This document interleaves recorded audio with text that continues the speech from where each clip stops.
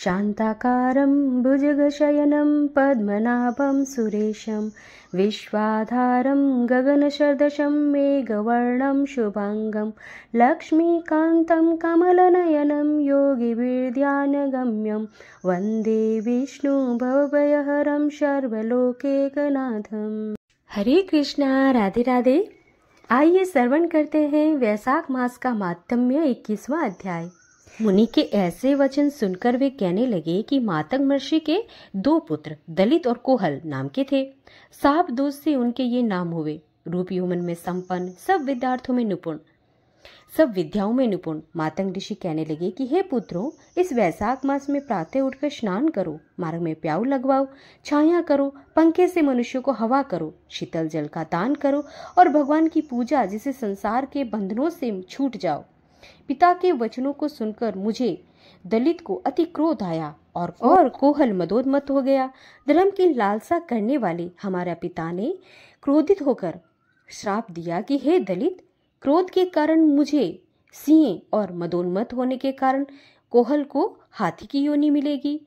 धर्म से विमुख पुत्र और कटु वचन वाली स्त्री तथा पापी जो शीघ्र त्याग देना चाहिए, क्योंकि जो कोई लोभवंश होकर इनको नहीं त्यागता वह 14 मनवंतर का नरक भोगता है। उसी समय हम अत्यंत दुखी होकर शाप निवृत्ति के लिए पिता से बारंबार प्रार्थना करने लगे। तो उन्होंने कहा कि तुम दोनों जब पशु योनि में एक दूसरे को मारने के लिए उद्यत होंगे तो उस समय व्याघ्र और शंख का वैशाख धर्म विषयक संवाद तुम्हारे कानों में पड़ेंगे।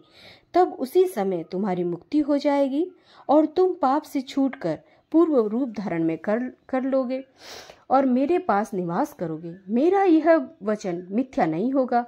इस प्रकार पिता के श्राप से हमको यह योनि मिली और हम एक दूसरे को मारने की इच्छा से यहाँ पर आए। यहाँ पर आपका दिव्य संवाद सुना, जिसके प्रभाव से हम कृतार्थ हुए।